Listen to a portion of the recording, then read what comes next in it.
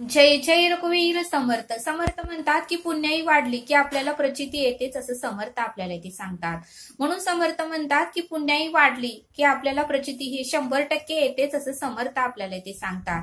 समर्थ म्हणतात की संत लोकांनीही पुण्याई वाढवली म्हणूनच त्यांना ही प्रचिती आली असं समर्थ आपल्याला इथे सांगतात. समर्थ म्हणतात की संत मीराबाई अखंड श्रीकृष्णाचं नाम जप करत होती. श्रीकृष्णांना तिनं सर्वस्व काही मांडलं होतं. पण ज्यावेळेस संत मीराबाईचं लग्न झालं होतं त्यावेळेस सासरची लोकही तिला नेहमी छळत होते. तिचा पतीही तिला नेहमी त्रास देत होता. एके दिवशी संत मीराबाईला त्यांनी मारण्याचा कट रचला आणि मातीच्या माटामध्ये त्यांनी तिच्या पतीने एक साप आणून ठेवला आणि त्याच्यावर झाकण ठेवलं. आणि ज्यावेळेस ती घरात आली, श्रीकृष्णाची नामस्मरण करून पूजा करून उपासना करून ज्यावेळेस ती आपल्या घरात आली त्यावेळेस पती तिला प्रेमाने म्हणू लागला की मी तुझ्यासाठी हा गजरा आणलेला आहे आणि तो मातीच्या माटात आहे, तो तू घे. त्यावेळेस तिने बघा तिलाही आनंद झाला की माझ्या पतीमध्ये एवढा बदल कसा काय झाला, एवढा तो प्रेमाने कसा बोलू लागला.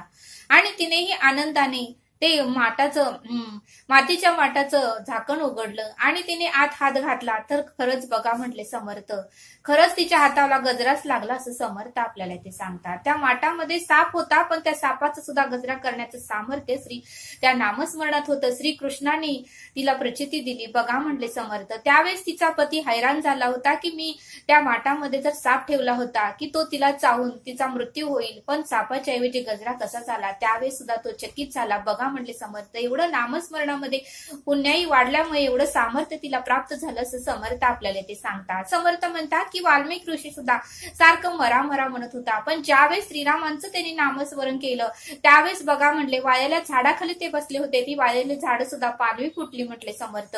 आणि बघा म्हटले समर्थ एवढं सामर्थ्य निर्माण झालं की त्यांनी पूर्ण रामायण आहे तसं लिहून काढलं असं समर्थांनी आपल्याला इथे सांगितलं. म्हणजे पुण्याही वाढलं की आपोआपच सामर्थ्य मिळतं आणि आपोआपच प्रचिती येते आता समर्थ आपल्याला इथे सांगतात. समर्थ म्हणतात की संत तुकाराम महाराजांना सुद्धा अनेक लोकांनी त्रास दिला, बरेच लोकांनी त्यांना वाईट साईड बोललं, बरेच लोकांनी त्यांची निंदा केली, द्वेष केला, मत्सर केला, तिरस्कार केला, पण संत तुकाराम महाराजांनी आपला मार्ग मात्र सोडला नाही.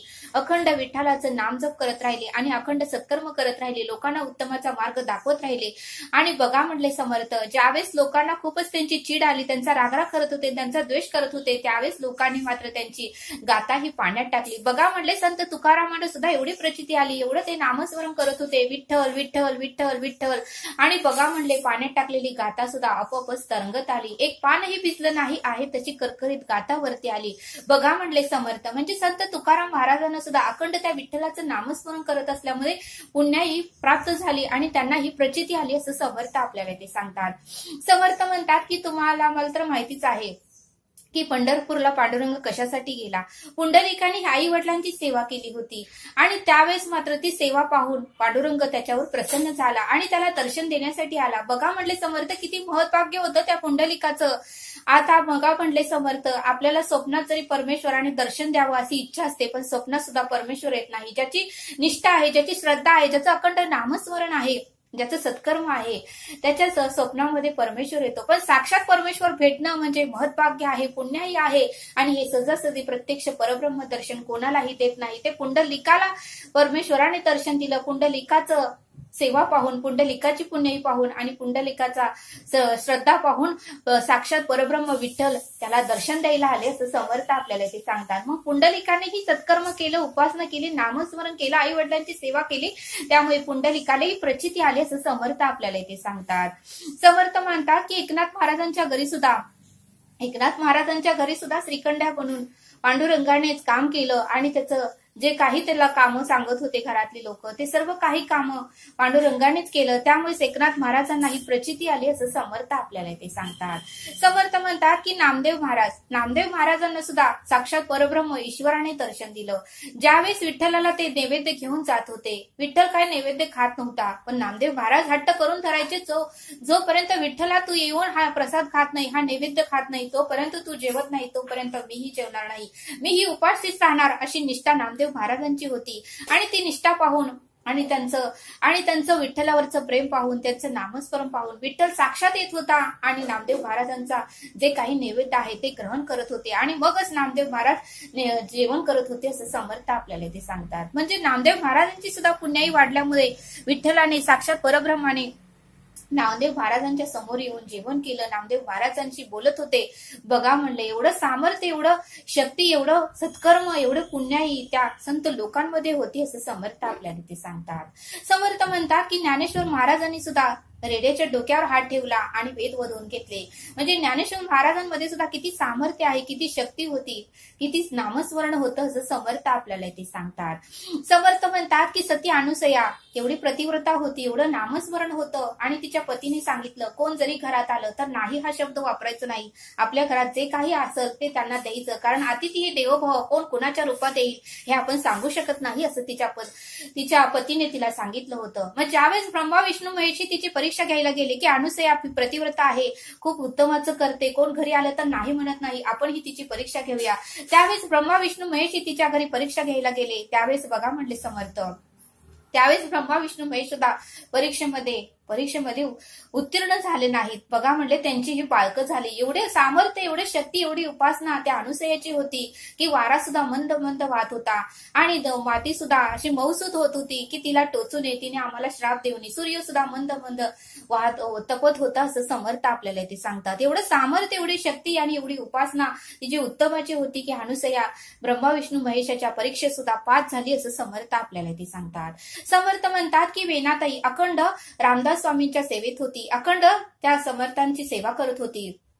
ज्यावेळेस जायचा दिवस आला त्यावेळेस रामदास स्वामींनी तिला सांगितलं की वेणा आता आपल्याला माहेरी जायचं आहे, तो दिवस जवळ आलेला आहे. त्यावेळेस वेणाताईंनी सर्व काही स्वयंपाक केला, पुरणपोळीचा स्वयंपाक केला, सर्वजण व्यवस्थित जेवले, भजन कीर्तन त्या दिवशी झालं आणि ज्यावेळेस शेवटचं भजन कीर्तन झालं, उत्तमाचं निरूपण झालं, त्यावेळेसच वेणाताईंनी उत्तमाचं निरूपण केलं, उत्तमाचं भजन केलं आणि आपलं डोकं समर्थांच्या चरणी ठेवून दिलं. म्हणजे त्या क्षणी वेणाताईंना मृत्यू आला. बघा म्हणले समर्थ, वेणाताई सांगून केल्या, कारण एवढं वेणाताईंचं सुद्धा सामर्थ्य होतं, शक्ती होती, उपासनाही उत्तमाची होती आणि अखंडतीने समर्थ रामदास स्वामींची सेवा केली होती असं समर्थ आपल्याला ते सांगतात. समर्थ म्हणतात की कल्याण स्वामींनी सुद्धा 205 श्लोक पाठ होते. कोणताही श्लोक सांगा, ते अधूनमधून कुठलाही श्लोक जरी विचारला तर कल्याण स्वामी हे श्लोक म्हणून दाखवत होते. कल्याण स्वामी हे गडावरून खाली येऊन समर्थांसाठी पाणी घेऊन जात होते. एवढी समर्थांची ते सेवा करत होते की कल्याण स्वामींना अजून सुद्धा समर्थ ज्या वेळेस कल्याण स्वामीला वाटतंय त्या वेळेस समर्थ येऊन कल्याण स्वामींना दर्शन देतात असं समर्थ आपल्याला ते सांगतात. समर्थ म्हणतात की सावतामध्ये अखंड तो शेतीची सेवा करत होता. म्हणजे कांदा, मुळा, भाजी याच्यामध्येच तो विठ्ठल पाहत होता. कांद्यामध्ये माझा विठ्ठल आहे, टोमॅटो मध्ये माझा विठ्ठल आहे, मुळ्यामध्ये माझा विठ्ठल आहे. परब्रह्माने साक्षात बघा म्हणले त्यांनाही दर्शन दिलं असं समर्थ आपल्याला ते सांगतात. नरहरी सोनार हे अखंड फक्त महादेवाचीच उपासना करत होते, महादेवाशिवाय कोणालाही मानत नव्हते. मग ज्यावेळेस मात्र नरहरी सोनाराला एक जणांनी सांगितलं की आम्हाला पांडुरंगासाठी एक छोटासा हार बनवायचा आहे आणि तुम्ही पांडुरंगाचं कमरेचं माप घ्या. त्यावेळेस मात्र 2-3दा त्याने डोळ्याला पट्टी बांधून पांडुरंगाचं माप घेण्यासाठी आले, पण प्रत्येक वेळेस मात्र माप चुकलंच. मग मात्र त्यांनी डोळे उघडले तर साक्षात विठ्ठलाच्या मूर्तीच्या ऐवजी तिथे त्यांना महादेवाची मूर्ती दिसली. म्हणजे महादेव आणि विठ्ठल हे एकच आहेत. त्यावेळेस नरहरी सोनाराला कळालं आणि त्यावेळेस मात्र नरहरी सोनाराने विठ्ठलाची माफी मागितली. हे परब्रह्मा, हे ईश्वरा, माझं चुकलं, मी फक्त महादेवालाच परमेश्वर मानत होतो, पण महादेव ही तूच आहे, पांडुरंग ही तूच आहे, विष्णू ही तूच आहे आणि श्रीराम ही तूच आहे असं नरहरी सोनार पांडुरंगाला म्हणाले. समर्थ म्हणतात की जनाबाई सुद्धा अखंड त्या विठ्ठलाचं नामस्मरण करत होती. दळण दळताना सुद्धा विठ्ठल विठ्ठल विठ्ठल म्हणत होते. ज्यावेळेस विठ्ठलाची शाल ही चोरीला गेली त्यावेळेस गावकरी लोकांनी जनाबाईवर नाव घातलं, पण जनाबाईला मात्र आपल्या विठ्ठलावर विश्वास होता, श्रद्धा होती, भक्ती होती, उपासना होती. माझा विठ्ठल यातून मला सोडवणारच असं जनाबाईचे दृढ विश्वास होता आणि त्यावेळेस मात्र जनाबाईला ही शिक्षा द्यायचं गावकऱ्यांनी ठरवलं आणि तिला सुळावर चढवलं. बघा म्हणले साक्षात विठ्ठलाने त्या सुळाचं सुद्धा पाणी केलं. म्हणजे विठ्ठल तिला दळण दळण्यासाठी येत होता. एवढी जनाबाईची सामर्थ्य होतं, शक्ती होती, एवढी पुण्याई होती की तिला प्रचिती आली होती आणि प्रचिती आल्यामुळे संत लोकांनी परमेश्वराचं नाव कधीही सोडलं नाही, परमेश्वराची सेवा कधीही सोडलं नाही आणि सत्कर्माचा मार्ग कधीही सोडला नाही असं समर्थांनी आपल्याला इथे सांगितलं. आणि समर्थ म्हणतात की मुक्ताई, एवढीशी मुक्ताई होती पण मेलेला लोकांना म्हणू ते असं का मेल्यावाने पडलाय, उठा की म्हटलं की ते मेलेली लोक सुद्धा उठत होती. एवढं सामर्थ्य त्या एवढ्याशा मुक्ताबाईमध्ये होतं असं समर्थ आपल्याला ते सांगतात. आणि म्हणूनच संत लोकांनी परमेश्वराचं परब्रह्माचं नाव हे मुखातून कधीही सोडलं नाही. दयिता कायंडता घ्यावे भगवंताचे नाव असं संत लोक आताही आपल्याला सांगतात. आणि म्हणूनच संत लोकांचं आताही नाव निघतं असं समर्थांनी आपल्याला ते सांगितलं. आणि म्हणूनच समर्थ म्हणतात की पुण्याई वाढली की आपल्याला प्रचिती येतेच, प्रचिती घेतील ते शाने, ऐरे गैरे धन्य वाढे असं समर्थांनी आपल्याला इथे सांगितलं. तरी आता आपण येथेच थांबू. धन्यवाद. जय सद्गुरू.